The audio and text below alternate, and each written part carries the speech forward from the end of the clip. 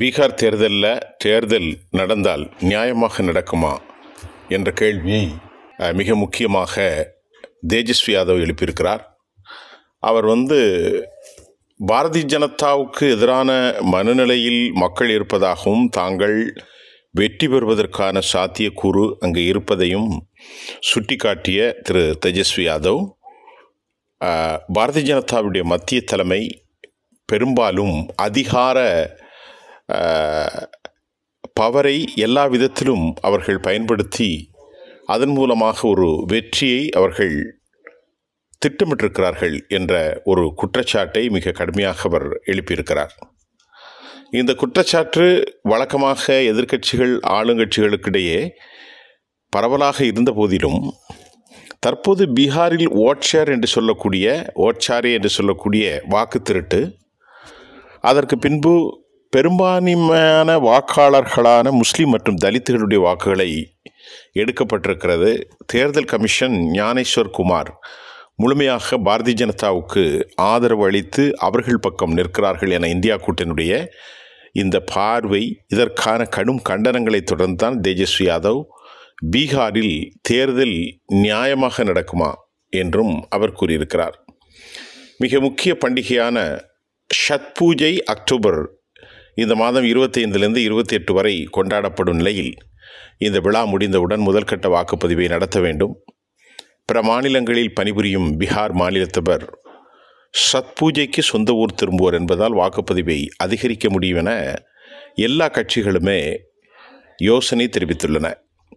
அதனால் 243 உறுப்பினர்கள் கொண்ட பீகார் பேரவையின் பதவிக்காலம் நவம்பர் 22ஆம் தேதியோடு நிறைவு பெறுகிறது. சத்பூஜை முடிந்தவுடனே முதல்கட்ட வாக்குப்பதிவு நடத்தப்பட வாய்ப்புள்ளதாகவும் அதிகாரிகள் தெரிவித்திருக்கிறார்கள். ஞானேஸ்வர் குமார் தேர்தல் ஆணையாளர்கள் விவேக் ஜோஷி, சுக்பீர் சிங் ஆகிய 2 பேருமே பாட்னாவுக்கு சனிக்கிழமை வருகை தந்தார்கள். நேற்று அவர்கள் ஆலோசனை கூட்டத்தில்தான் அனைத்து கட்சிகளும் தேர்தல் ஆணையாளர்களோடு நடத்திய பின்பு தேசிய ஜனநாயக கூட்டணியில் இருக்கக்கூடிய பாஜக, ஜனதா தளம், லோக் ஜனசக்தி, இந்தி கூட்டணியில் ராஷ்ட்ரிய ஜனதா தளம், காங்கிரஸ், இந்திய கம்யூனிஸ்ட், மார்க்சிஸ்ட் லெனினிஸ்ட் எல்லா கட்சிகளுமே கலந்து கொண்டார்கள். இந்த நிலையில் ஐக்கிய ஜனதா தளம் சார்பில் ஒரு கருத்தை வைத்திருந்தார்கள். பீகாரில் சட்ட ஒழுங்கு பிரச்சனையோ நக்சல் அச்சுறுத்தலோ தற்போது இல்லை என்றும் அவர்கள் தங்கள் கருத்தை வைத்திருந்தார்கள். எனவே ஒரே தேர்தல் சாத்தியமே, 288 உறுப்பினர்களை கொண்ட மகாராஷ்டிரா பேரவை போன்று ஒரே கட்ட தேர்தலை இங்கே நடத்திவிட வேண்டும் என்றும் கோரிக்கைகள் வைக்கப்பட்டிருக்கிறது. பாஜக மீது ஆர்ஜேடி விமர்சனம், 1 அல்லது 2 கட்டங்களுக்கு மேல் தேர்தலை நடத்த வேண்டும் என ஆர்ஜேடி உள்ளிட்ட எதிர்க்கட்சிகளும் கூட தற்போது வலியுறுத்தி வருகிறது. பீகாரில் வாக்காளர் பட்டியலுடைய சிறப்பு தீவிர திருத்தம் தற்போது மேற்கொள்ளப்பட்டு வருகிற நிலையில் வாக்குப்பதிவின் போது புர்கா அணிந்து வரும் பெண்களை அவர்களின் வாக்காளர் அட்டை புகைப்படத்தோடு சரிபார்க்க வேண்டுமென பாஜக வலியுறுத்தி வந்த நிலையில் இதன் பின்னணியில் அரசியல் சதி உள்ளதாக ஆர்ஜேடி விமர்சித்திருக்கிறது. அதே நேரம் வாக்குப்பதிவின் போது தனது சதித்திட்டத்தை செயல்படுத்த பாஜக விரும்புவதாகவும் கூட ஆர்ஜேடி தொடர்ந்து குற்றச்சாட்டுகளை வைத்திருக்கிறது. தேர்தல் தேதி அறிவிக்கப்படும் முன் சம்பந்தப்பட்ட மாநிலத்தில் தயார் நிலை குறித்து தேர்தல் ஆணையம் ஆய்வை நடத்துவது வழக்கம். எனவே பீகார் தேர்தல் விரைவில் வெளியாகும். அதற்கான அட்டவணைகள் அறிவிக்கப்படக்கூடிய இறுதிக்கட்ட சூழ்நிலையில் தற்போது அரசியல் கட்சிகள் அங்கே முன்னணியில் தங்களுடைய களத்தினுடைய பணிகளை ஆற்றி வருகிறார்கள். 7.42 கோடி பேர்கள் இறுதிப்பட்டியலில் இடம்பெற்றன. சிறப்பு தீவிர சீர்திருத்தத்துக்கு முந்தைய வாக்காளர் பட்டியல் ஒப்பிடுகையில் இது 40 லட்சம் பேர்கள் நீக்கப்பட்டு 7.42 கோடி பேர். பீகார் முதல்வர் நிதிஷ்குமார் தலைமையில் தேசிய ஜனநாயக கூட்டணி ஆட்சியில் உள்ளது.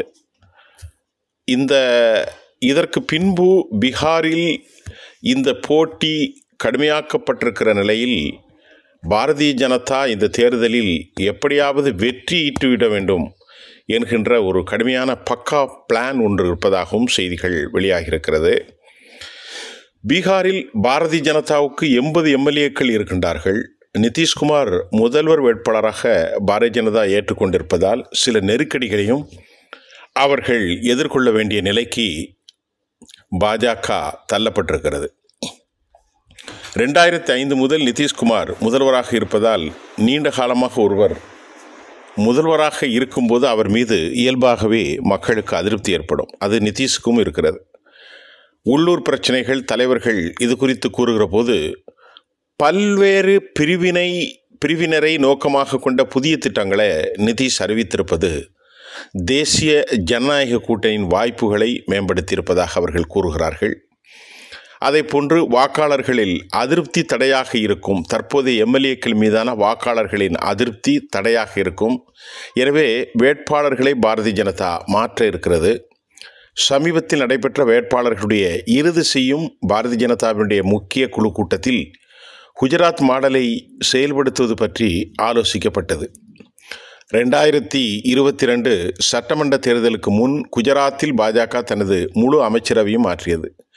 மேலும் 108 எம்எல்ஏக்களில் 45 பேருக்கு மீண்டும் வாய்ப்பு வழங்கப்படவில்லை. அதே போன்று மூத்த தலைவர்களும் கூட அமைச்சர்களும் கூட அந்த வாய்ப்பு இழந்தார்கள். 2019 மக்களவைத் தேர்தலுக்கு முந்தைய சத்தீஸ்கரில் தனது அனைத்து எம்பிக்களையும் பாஜக மாற்றியது.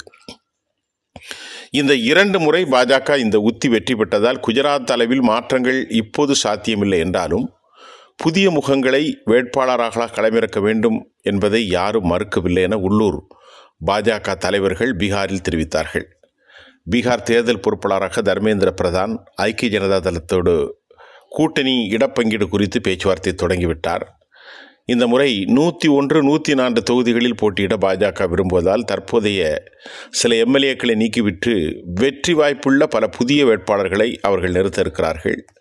வழக்கமாக வயதை காரணம் காட்டி மற்ற மாநிலங்களில் சிட்டிங் எம்எல்ஏக்களுக்கு பாஜக சீட் மறுத்தது. ஆனால் பீகாரில் அமரேந்திர சிங், பிரதாப் சிங் மற்றும் CN குப்தா போன்ற ஒரு சில எம்எல்ஏக்களுக்கு மட்டுமே 75 வயதுக்கு மேற்பட்டவர்கள் என்பதாலும் சிட்டிங் எம்எல்ஏக்களுக்கு சீட் மறுக்க வயது ஒரு பெரிய காரணமாக இருக்காது.